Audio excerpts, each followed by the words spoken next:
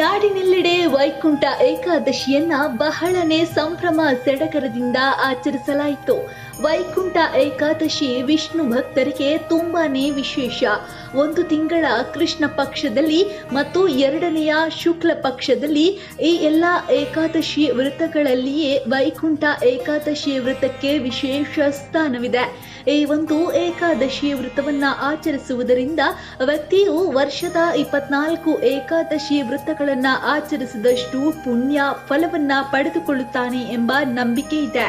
ಇನ್ನು ಬೆಂಗಳೂರಿನ ವಿವಿಧ ಭಾಗಗಳಲ್ಲಿ ವೈಕುಂಠ ಏಕಾದಶಿಯನ್ನು ಸಂಭ್ರಮದಿಂದ ಆಚರಿಸಲಾಯಿತು.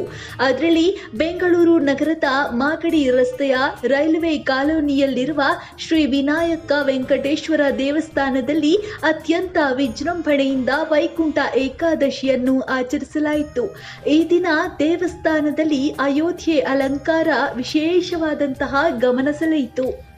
ಬೆಂಗಳೂರು ನಗರ ಸಿಟಿ ಎಂಜಿ ರೈಲ್ವೆ ಕಾಲೋನಿಯಲ್ಲಿರುವ ಶ್ರೀ ವಿನಾಯಕ ವೆಂಕಟೇಶ್ವರ ಸ್ವಾಮಿ ದೇವಸ್ಥಾನದಲ್ಲಿ ಪ್ರತಿ ವರ್ಷವೂ ವೈಕುಂಠ ಏಕಾದಶಿ ಪ್ರಯುಕ್ತವಾಗಿ ವಿಶೇಷವಾದ ಅಲಂಕಾರವನ್ನು ಏರ್ಪಡಿಸಲಾಗುತ್ತಾ ಬಂದಿರುತ್ತೆ. ಅಂದರೆ ಈ ವರ್ಷ ವೈಕುಂಠ ಏಕಾದಶಿ ಪ್ರಯುಕ್ತವಾಗಿ ಅಯೋಧ್ಯ ಪ್ರಭು ಶ್ರೀ ರಾಮಚಂದ್ರ ಸ್ವಾಮಿಯ ಅಲಂಕಾರವನ್ನು ಶ್ರೀ ವೆಂಕಟೇಶ್ವರ ಸ್ವಾಮಿಗೆ ಏರ್ಪಡಿಸಲಾಗಿರುತ್ತೆ. ಸರ್ವ ಆಸ್ತಿಕ ಭಕ್ತ ಮಹಾಶಯರು ಸಕಾಲಕ್ಕೆ ಈ ದಿನ ಬೆಳಗ್ಗೆ 5 ಗಂಟೆಗೆ ಮಹಾಮಂಗಳಾರತಿ ತೀರ್ಥ ಪ್ರಸಾದ ವಿನಿಯೋಗದೊಂದಿಗೆ ಶ್ರೀ ಸ್ವರ್ಗದ ಭಾಗದ ತೆಗೆಯಿತು. ಎಲ್ಲರೂ ಸಹ ಭಕ್ತಾದಿಗಳು ದೇವಸ್ಥಾನಕ್ಕೆ ಬಂದು ಶ್ರೀ ವೆಂಕಟೇಶ್ವರ ಸ್ವಾಮಿಯ ಹಾಗೂ ಶ್ರೀ ಅಯೋಧ್ಯ ಶ್ರೀ ರಾಮಚಂದ್ರ ಸ್ವಾಮಿಯ ಕೃಪೆಗೆ ಪಾತ್ರರಾಗಬೇಕಾಗಿ ಮತ್ತೊಮ್ಮೆ ತಮ್ಮಲ್ಲಿ ತಿಳಿಸುತ್ತಿದ್ದೇವೆ.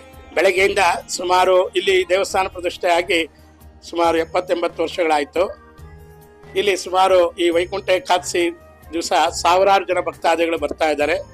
ಕೆಲವು ಭಕ್ತಾದಿಗಳು ಅವರವರೇ ಪ್ರಸಾದ ಲಾಡು ಆಗಲಿ ರವೆ ಪುಳಿಯೋಗರೆ ಆಗಲಿ ಅವರೇ ಮಾಡ್ಕೊಂಡು ಬಂದಿದ್ದಾರೆ.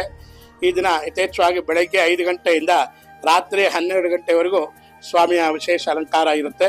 ಬಂದು ಭಕ್ತಾದಿಗಳು ಅವರವರ ಇಷ್ಟಾರ್ಥಗಳನ್ನು ಈಡೇರಿಸಿಕೊಳ್ಳುತ್ತಾ ಬಂದಿರುತ್ತಾರೆ.